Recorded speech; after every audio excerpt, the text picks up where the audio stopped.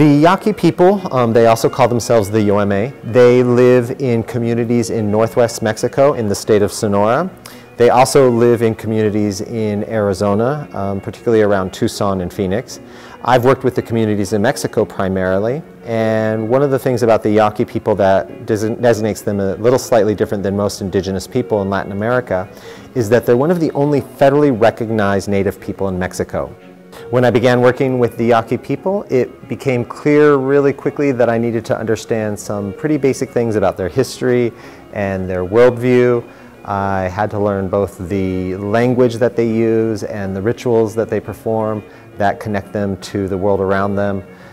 This gave me a great opportunity when the Fowler let me know that they had a collection of Yaqui masks to portray the Yaqui people inside this exhibit in a way that closely aligns with how they would portray themselves, because I've had a couple decades of experience already working in the area of representing Native peoples, and in particular the Yaqui people. As with all museum exhibits, there's things that the viewer is meant to engage, and then there's these background conversations. One of the ones that I wanted to get right off the bat is that these masks don't have any person status. They don't need to be fed, they don't need to be cared for like beings. And in fact, in the Yaqui context, it's very easy to go down and buy a mask from a mask maker. They don't all have ceremonial purpose. So the exhibit starts by looking at how these masks have actually a whole genre that is the gift mask, the mask you give someone to say thank you for their commitment to your ritual or for being a great godparent. And these masks can be used on the wall as a display, as well as perhaps on a rearview mirror in a car, which is how you frequently see them in the northern state of Mexico. So the exhibit starts there to get off right at the bat that these masks don't necessarily have to have a ceremonial or religious purpose, even though that's also part of their larger reasons for existing. And then I wanted the exhibit to engage the aspect of nature and ritual and the combination between those two things in Yaqui context. So because these masks are almost always used inside a ritual context that entails music, it was important for the viewers of the exhibit to understand that music would take a part of the pacola or the pascola dance.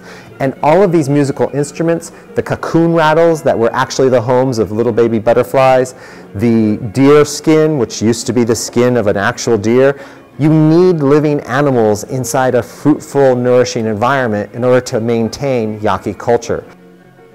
And since I had the opportunity to draw upon the visual collections that I had amassed in my 27 years, we put 2 videos inside the museum exhibit so that viewers were able to hear Yaqui voices describe pacola dancing and pascola dancing in their own voices, and learn a little bit more about the community that the masks come from rather than just the masks themselves. I also wanted the masks to be part of what is a larger geography of Yaqui communities and territory.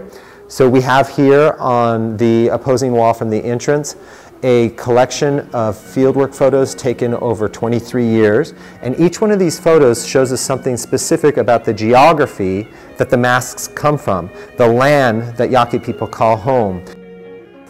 The actual pascola dances would take place inside a ritual space in which the pascola dancers would be on the right-hand side. And because of that, we wanted to duplicate that in the exhibit and put the pascola dancers kind of in situ. So as a person moves into the right-hand side of the exhibit, they actually start seeing the collection, the Carlos Castaneda collection that the exhibit's focusing on.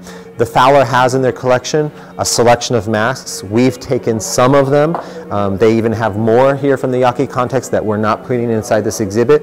These ones that we chose exhibit some of the most wide variety of designs in Yaqui masks. You see the small human masks, which are sometimes used for children or beginning pascola dancers. Almost all of them contain the black paint with the red and white features and the long goat or horse hair coming from the face.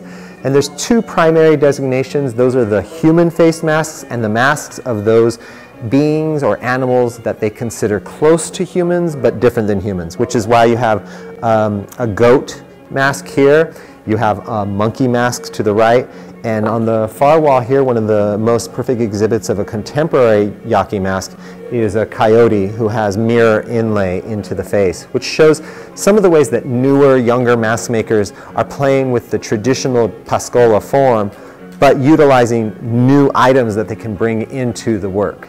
The collection came about to the Fowler through the contribution of Carlos Castaneda, who's pretty famous in anthropological circles as well as New Age circles. He wrote a collection of books in the late 60s and early 70s that connected Native people to the use of drugs as well as to a counterculture movement that still exists today in California.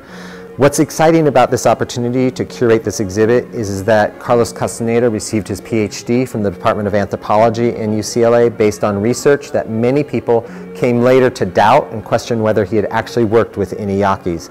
Then in my being hired at UCLA in 2008, it gave UCLA an opportunity to bring someone onto the faculty here who has actually worked with the Yaquis. I've worked with them since 1992. And in this work with the Fowler, we were able to go back to the documents from the contribution and see that Carlos Castaneda's masks show that he was in the exact area and at the exact time that he said he was doing research. And so in some ways this exhibit brings full circle the history of Carlos Castaneda with contemporary engagement with Native peoples here at UCLA.